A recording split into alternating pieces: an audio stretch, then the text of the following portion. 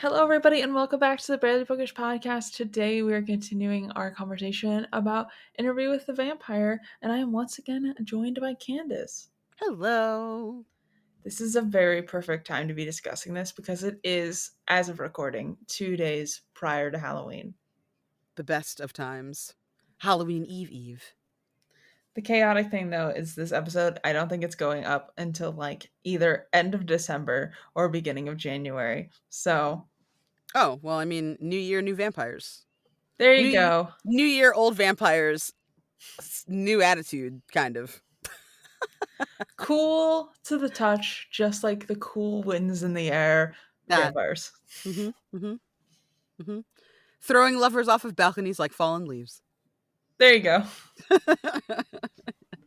It'll be a cold day in hell when Louis gets over Lestat.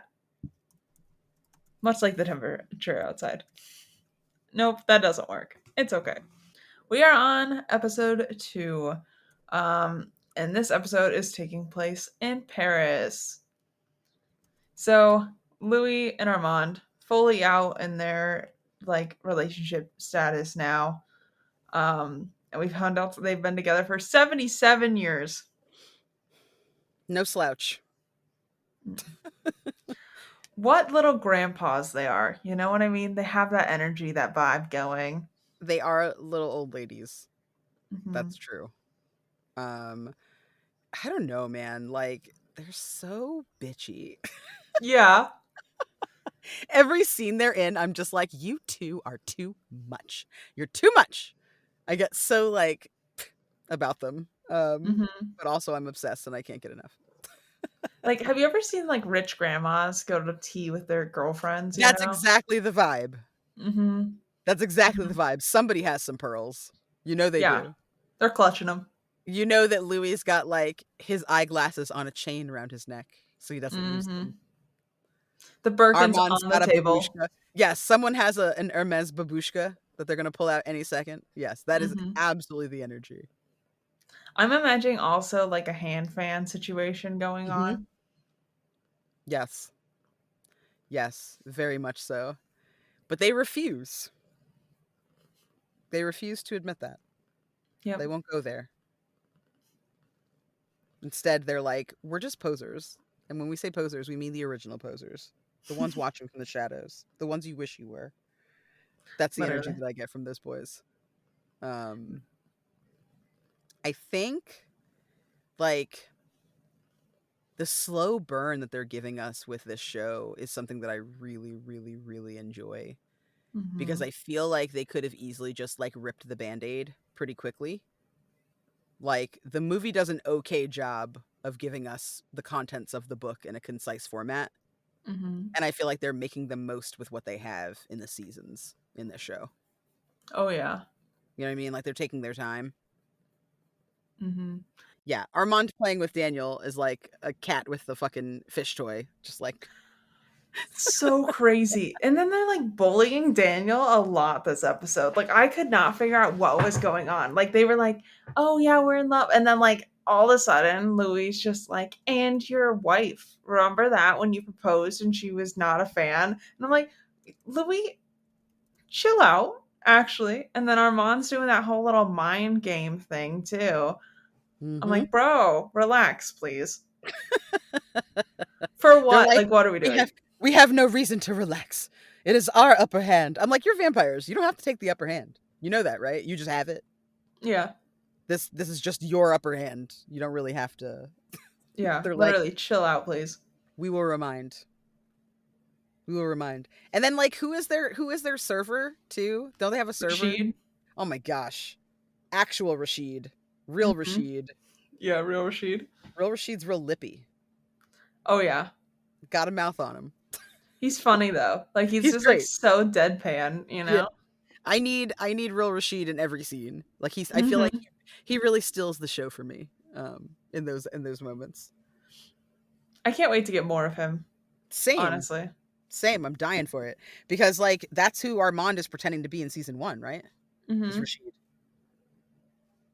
Outstanding. Which is so chaotic because there was no reason. No reason for that at all. It's because that's the best lie. The best lie is one that's a little true. Yeah. And that's why he didn't. That's why Daniel never expected that was Armand. Didn't even occur to him Mm-hmm. that that could be anyone other than who he said he was.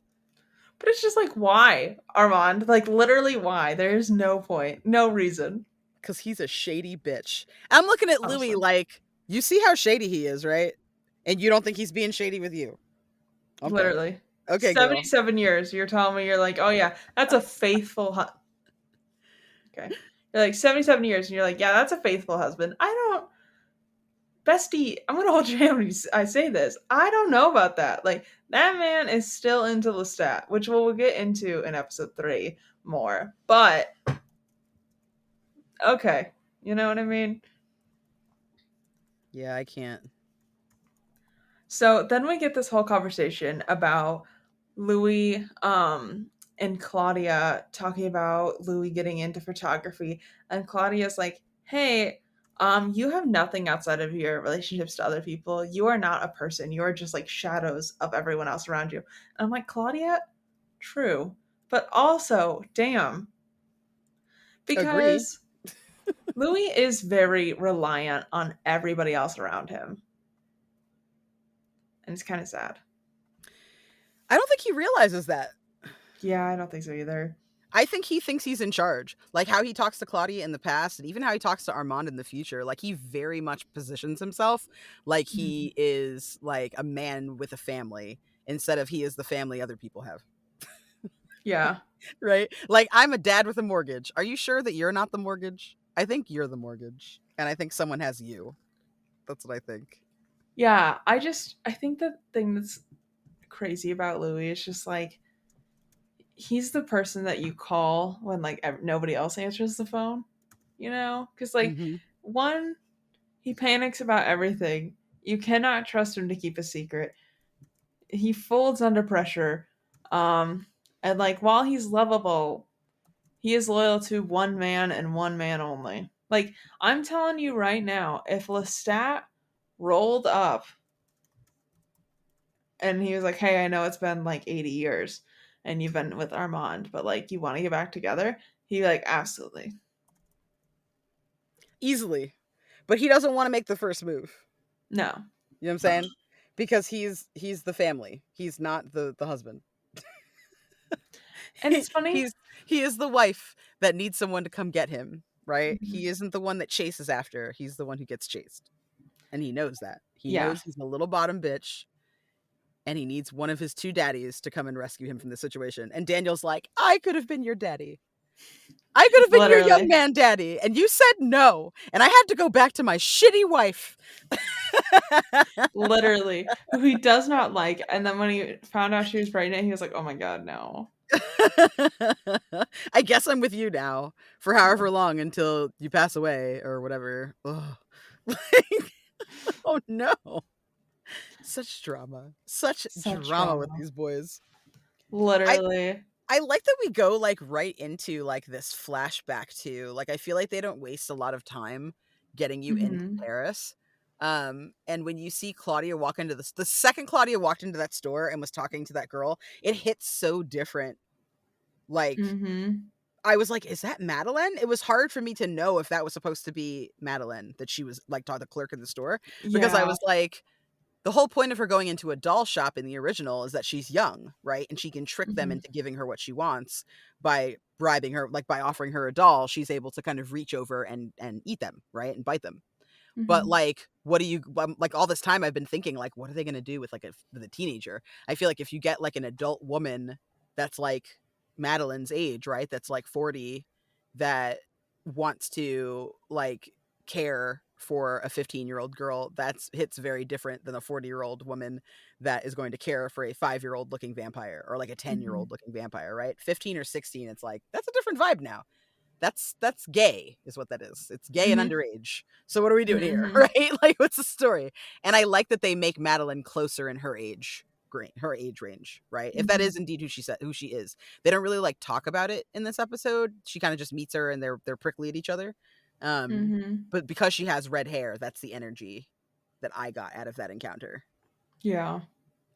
I do like that they like it is weird though, because like the setting is that we're putting them into is like World War, you know? Mhm.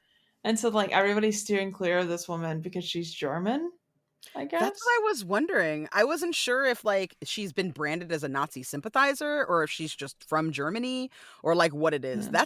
That was a moment that I felt they could have worked a little bit harder. If you're going to give us that scene, give it to us, right? Yeah. Like, especially because we know that we're about to be catapulted into the vampires, right? Like into the world of Mhm. vampires. Like as Louis and Armand are like narrating it, like it's heading in that direction, right? Armand is talking about his past life and all that stuff, right? So like you know that there's not going to be a bunch of time revisiting that scene if you're a fan, and if you're not a fan, then it's there and it's gone, right? It's not really something that is made enough of for Mhm. you to really recognize it. So I'm very interested to see how in a few episodes they'll bring it back around if that is Madeline. Yeah. Um, and I'm dying to know why people are like stay away, because like there were definitely Nazis in Paris and in France and stuff. Like whether they were low key or obvious about it, I can't say because I have forgotten a lot of my history lessons. But there were definitely like parts of France were taken over, right, and were claimed Mhm. by Nazis. So like I don't know. It's definitely an interesting take. I feel like this is the part where they're starting to really start to kind of veer from the storyline a little bit. Mhm. Um, and it's been fun kind of to kind of be lost at sea and not know what's Yeah. happening next and be surprised.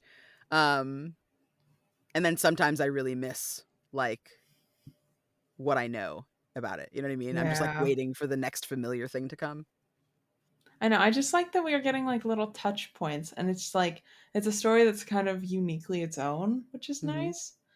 And I am excited because I think that we talked about this before that there's supposed to be some sort of like overlay with Mayfair witches and stuff, which I did finally watch. Very good, and I'm Right? excited for those to like work together at some point. Yes. Yes. I want to talk more about that in episode 3. Okay. Okay. I'm putting a little bookmark in it. Yeah, we'll talk about it. Um. So now we're at the point where Theatre of the Vampires, which I'm not even going to try to pronounce correctly, is on full display, and I'm kind of obsessed. Honestly, this is not really what I imagined. I don't know what I was really thinking was going to happen, but I love it. Yeah. Yeah, me too. I wrote down, I'm so glad we get to spend more time with these Paris vampires. Hmm. Um, I think it was interesting the change up that they did, how we meet Armand before Santiago. Yeah, That shocked me. Like yeah. this episode really stressed me out a little bit because I kept looking for things that I knew and not finding them, and instead Hmm. finding a weird version, and I'm like, "What is this?" I got so annoyed because I was like waiting to see this new Santiago. I'd seen him in the ads because he's blonde, and I'm like, Hmm. "On Santiago, really?" Yeah. Um, it was so awkward for me in my mind. I was just like, "Why?" But then I'm like, "Oh, blonde Santiago works when you consider that they know Lestat." Right? Like, of course he's blonde. Hmm. Why wouldn't he be Hmm. blonde, right? Like, um, and yeah, I think seeing Armand first is probably just to to pull that thread for people who don't know the book, right? You Hmm. have a familiar face kind of guiding you through this new location. Yeah. Um, I can understand it from like a story perspective, but as a fan, I was really kind of in my feelings that it didn't Fair. Fair. get. I will say, I think they do an amazing job of making this like both good for people who have read the book, but also make perfect sense if you've never touched the books in your lives. Yeah, I'll agree. This is definitely one of my favorite adaptations, I think, of any book. Hmm. It's approaching might be slightly better than the book now. Like it's approaching that area, I feel. I know. I'm I kind feel of like it's feeling that firmly too. nuzzled in there, right? Another thing I noticed too is if they had made that Santiago have the scene that we get in the book and the movie, that that would have been a giant, because he's a big man, that this Hmm. our Santiago in this show. Like he's much bigger than Armand, and Armand and Louis are both slight, slim brown men, right?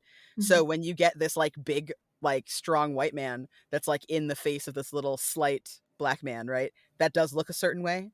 So I'm Hmm. glad that they had Armand be the first to meet Louis in the street and to kind of Hmm. give him that like that kind of toying cat like thing that we get from Santiago in the book. Mm-hmm.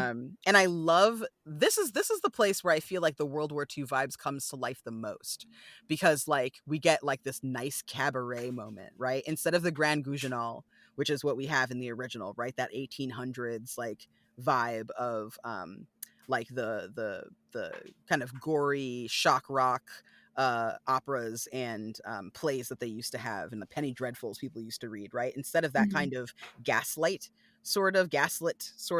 gaslit street sort of aesthetic that you get from Interview with the Vampire, we Mm-hmm. instead get this like cabaret, right, thing, like Cabaret the musical, where it's Mm-hmm. very, you know, willkommen bienvenue, right? It's very like extra, and it's very queer, and it's very decadent and glittery and fancy and pretty, right? And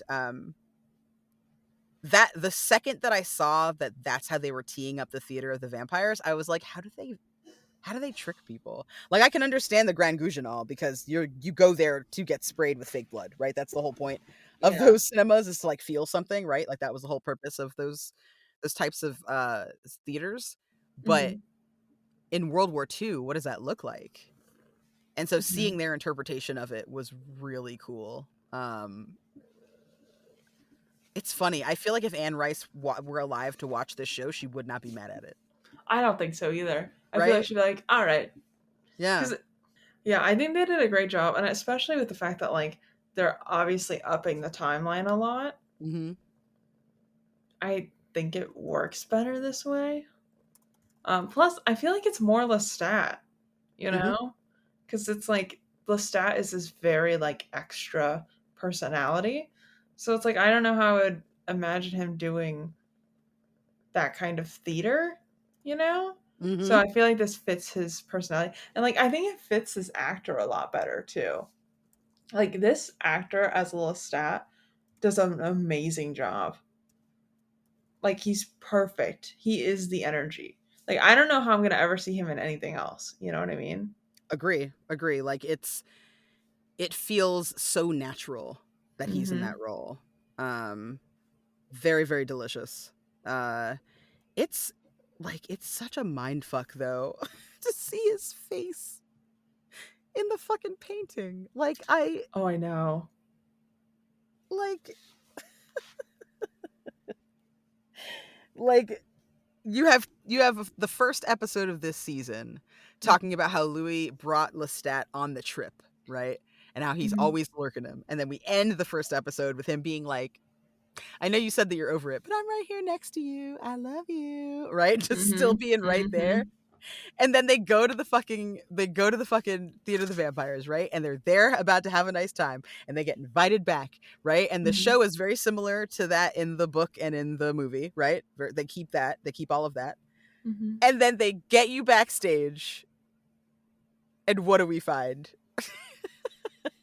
Like, and Claudia just being like, oh, looking around, oh, who's that handsome man on the wall? Doesn't comment about anything else in this Oh, entire backstage area except the vampire that's on the wall. And everyone's like, oh, yeah, that's our co founder. oh my god. Like, and I feel like I wrote in big gigantic all caps, fucking co-founder, stop it, big ass fuck off picture of Lestat on the wall. Like, Like, you Armand basically has like hearts around it and says like Mr. Armand de Lioncourt. You know what I mean? Like, that shit's mm, everywhere on there. oh my god. And he's like big hard eyes to like the fact that this dude ghosted him like 60 years ago Still and mad. Still still mad. mad. Oh my god. And then like everyone in the theater that they're trying to like impress, like everyone's like a Molgoth that's like there Which I because love. that's their vibe, right?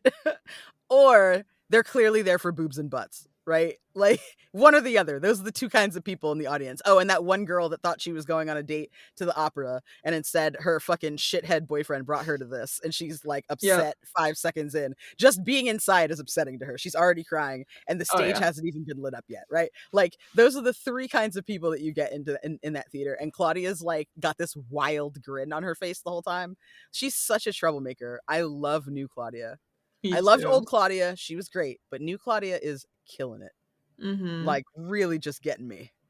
Like, she's so eager and so bright-eyed and so, like, excited by everything, and it, like, feels like it's the first time she's excited even though you know she's been, like, living these jaded-ass years with Louis and Lestat all this time, right? Like, you know this girl is bored, like, you know she's done, and, like, the Mhm. switch between her in episode 1 and episode 2 is, like, palpable. It's so beautiful how she like, the work she's doing in that role. Really, really nice job. Like, honestly, give it to Claudia for her not ditching Louis so he could die alone in Paris, because Honestly. I'm telling you, I would have been like, "You can stay in America. I'm going to Europe. Like, I don't Yeah. give a shit what you do. Like, you Yeah. barely helped me kill Lestat, and like, you still feel kind of guilty with it. You can live with your guilt. I'm gonna be in Paris." So, Yes. Yes, especially because, like, if you think about it from Claudia's perspective, right? She goes from creepy, sad-ass ghoul and weird, like, forest mom in episode 1 as her people to, like, mhm, multi-ethnic, multi-sexual, multi-orientational, multi-fucking everything, right? Mishmash motley crew of mhm, adorable, plucky theater kids that also drink yeah. blood sometimes. No contest, right? No contest. Like, I would have been with Forest Vampire Witch. Like, that would have been my energy that I needed personally. Um, the idea of being in a room with theater kids does actually sound like hell for me, but, that's everybody can What you yuck have to their own do, yum. Rachel, you gotta sing the loudest and the best so that you're the king, and then everybody does what you want. That's how you survive with theater kids. Yeah, me Everybody being has to tone know deaf, their that's gonna role. go well. That's Yeah, it. Yeah, but you could be the comic relief. there you go. That's an important part. Somebody's gotta make those kids laugh, or they will take themselves too seriously. I say that as a former theater kid who now does TTRPG stuff with former theater kids. Listen, I love theater kids from a distance. I love a couple of them at a time. The idea of all of them, the entire play being in that back room, and they're like, "Also, do you want to join our weird cult?" That sounds like a lot. That sounds like I need that. Like, where are the mental breaks? I need to be in that forest, being a woodland creature for at least 6 hours, And it Mhm. seems like they all go in packs. I have not seen a single one of them have alone time this entire time, and that sounds like my personal hell. Yeah, no, the only boundaries are the shared ones. Yeah, correct. We're gonna do feeling circle before we, go out and hunt tonight, guys. I feel like it's a communal coffin, you know what I mean? Like, Yes, I don't know about that. that is Like that is absolutely the energy. I to me, theater there's like a very thin line between like theater kids and group orgies, and I'm not really willing to walk that, you know? No. Honestly, it's not for the faint of heart. Like, the best theater kidding I've ever done is when I was actually in a play. If I'm not in a play, Mhm. stay away from me. I want nothing to do with you. Like, there's an episode of The Office where Andy Bernard's entire troupe comes in to sing the Sweeney Todd song, and it's Mhm. unwatchable for me. Like, I can't, like, it really, it upsets me in a Mhm. way that I can't quite explain. Especially, like, the theater breathing when they finish the role and everyone's breathing really hard, and their Mhm. arms are, like, still raised because 'cause they're in the pose. I hate that. Oh, I hate it so much. I can't look at it. It infuriates me. And it doesn't make any sense. It shouldn't make me mad. I've Mhm. done it, right? I've done Yeah. it. I've been at the end of a musical, like review or a take or whatever, Mhm. right? A number, if you will, which is something else that annoys me. I fucking hate people talking about musical numbers. Hate it. That's what it's called, but I hate it. Mhm. Um, and like, I don't know. If I'm on the stage doing it, I can tolerate it because I don't have to watch it. But if I Mhm. have to watch it, like, suddenly flames start shooting out of my eyeballs. See, like I love a good play. Like that's been something I've been trying to get into recently, trying to find enjoyment in that, cuz we have the Strauss Center, which is like a pretty like good playhouse, I guess is what they're called. I don't know. Mhm. So, for my sibling's birthday, my mom took us to something called I it's called like Potty Town. Mhm. You're in town. She took us to Yes. You're in town, You're in town. and it was Mhm. in. I don't. I'm not really sure. No one really described to us what we would be experiencing. I'm not really sure what my mom thought was going to be happening, but we were in a play like where we're all on the same level and we're like chairs around. So I felt like I was in like high school. Mhm. Like it's a small room. I'm like, we're too close now. Like I need a little distance between me and you. I'm like, you're kind of like this is killing the vibe for me. Where's my screen? I don't know. I just Right. was like, I think it's too soon for me to get there, Like I that I do. feel like I need a play watching experience before I can like enjoy that type of plays. I feel that. There's one called, we're like off on a tangent right now, but we're gonna come right back around. There's a show called The Donkey Show. Okay. If you ever see that advertised, I highly recommend you go to that. Because that's kind of like that whole like layout where you're like on the ground floor with the actors, but you're sitting and everybody's like in front of you, that you just kind of described. That can Mhm. be really weird and feel awkward because like they're not over there and you're just back here under like experiencing it. It's like they're Mhm. like there, right? And Mhm. you're like in it too. That can be Yeah. very complicated. But what's nice about the Donkey Show is that it's a party. That's a play. Okay. So it's a Midsummer Night's Dream, Okay. but set against a disco backdrop. Okay. So Puck, Oberon, and Titania are fairies. She's like a pasted, like body glittered, big haired, kind of like roller skate all star, right? Like with like huge Mhm. boots on and everything. Like she's like the queen of this club. Um, and then Oberon is her king, right? And Puck like brings his like dream dust or whatever because he's a Mhm. fairy, right? He's like Titania's right hand man. So he has a huge spoon, and it's obvious that it's coke or something, right? Or something more nefarious, like a party drug of some kind. But like, there's Mhm. lots of innuendo and stuff, right? And all of the songs are actual disco songs. So like Car Okay. Wash is in it, and like Don't Leave Me This Way is in it, and right, like all Mhm. these different songs that were popular at the time that they basically sing Mhm. with like a nice like kick in background and stuff, right?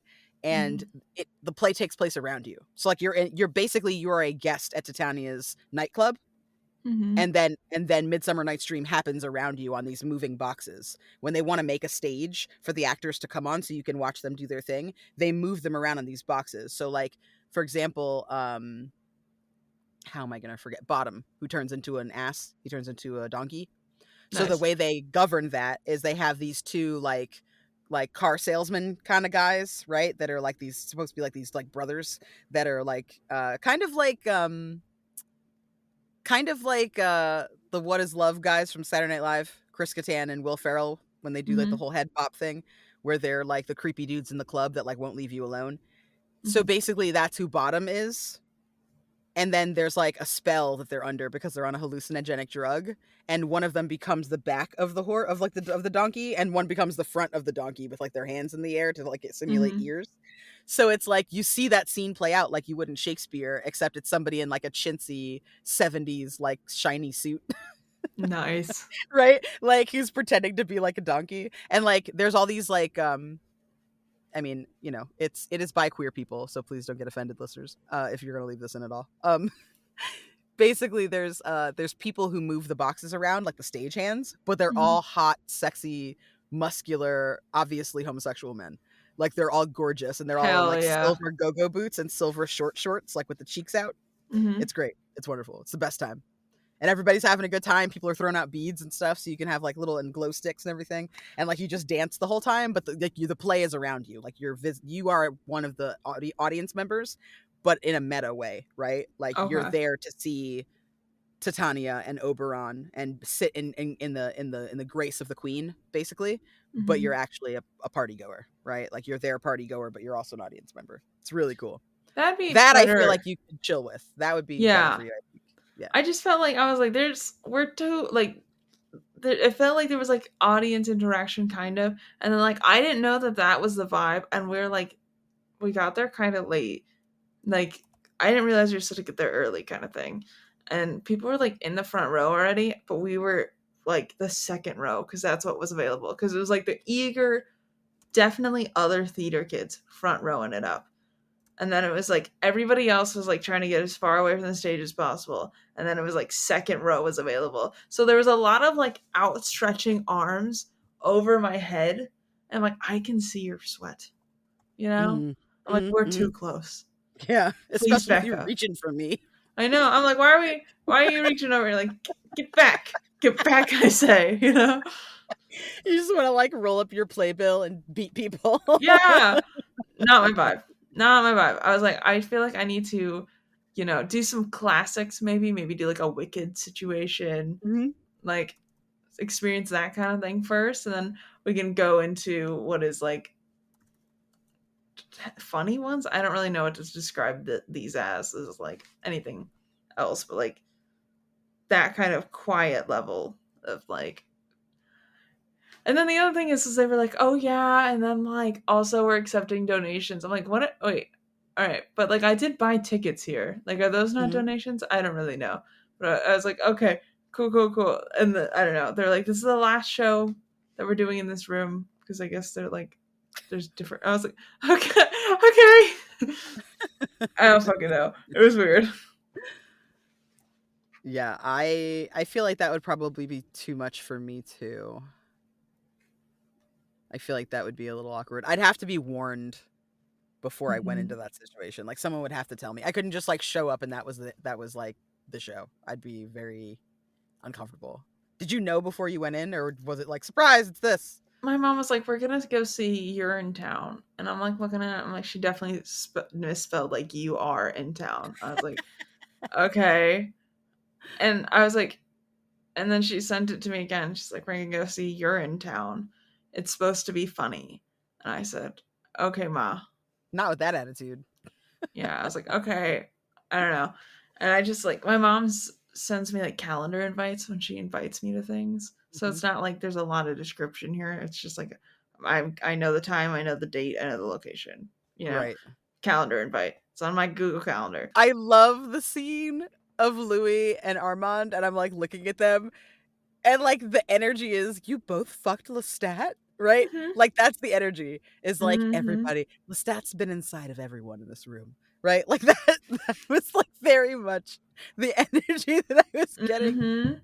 and I love it. Like it's so Telemundo. Like it's so like soap Mhm. opera, so General Hospital, right?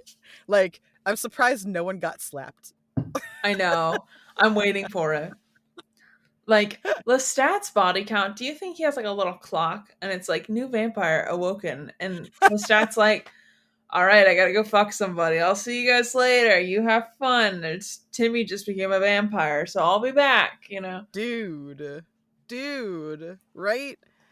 And then like I feel like Claudia and Louis like in the fucking in the sorry, I'm trying to figure out if I have skipped something in my notes. My next note was Louis torturing Daniel with whenever he feels vulnerable. You talk about that because my next note is about Louis and Claudia having that loud ass conversation in the hotel room Mm, about Lestat. So please feel free to okay. start talking about your thing because I think I've skipped a whole section because we definitely see them right blow up that house in this episode. They go on like a murder spree, Mm. or is that episode 3? Mm. Let me see. Hold on. Yeah, I think it I think it's is. episode 3, isn't it? Yeah, I can't tell. I didn't write it down because it was such a quick part. I don't think I like. because they go to the house and they like Yeah. there's that party and they like eat all the people inside and Claudia goes like Mm-hmm. ape shit with the vampires and is like, this is the life I want. I love this Yeah. life. This is the life for me. And Louis is outside and fucking Armand is like, so every time you talk about your maker, I can't hear anything in your head. You're like really bad and clumsy at hiding your fucking instincts and your intuition, your thoughts. What's that about? You want to tell me? And basically is like, I know about Lestat, like in so many words. Mm-hmm. Mm-hmm. And Louis That does Louis happen like this keeps episode. lying, right? Okay.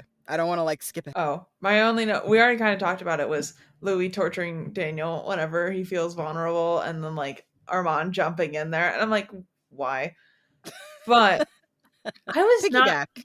I mean, okay, so I know we do talk about Santiago and Armand actually being Hmm. together, but they were not really giving the same vibe of like jealous ex No, as much. Like no. it seems like, yeah, we banged like 6 years ago, but like whatever kind Hmm. of thing. I've got this new girl that I'm obviously fooling around with. Yeah, like did Hmm. not seem like a big to do, which is kind of a nice change of pace because that was Santiago's entire character in the book. Yeah, yeah. His whole personality is being jealous of Louis because Daddy likes you more, right? And I Hmm. like that this Santiago has agency, but this Santiago having agency to me makes him more dangerous Hmm. because he thinks for himself. That other Santiago is like, I'm just going along for the ride. But this Santiago is like, I'm watching you, bitch. Yeah, What are you up to? which is a nice parallel to this Armand who is just lovesick puppy. Like Yeah. Armand sees a hot guy and like falls at the knees. Like What's his suddenly, name? yeah, like everybody in the coven is just like, okay, and we're gonna go do our own thing. Armand, where's Armand? Does anybody see Armand? And Armand's like, so there's like this new guy, and his name is Louis. And he looked at me for 30 seconds, Have and you I've seen him? already picked out the names of our children. You know? We're in love.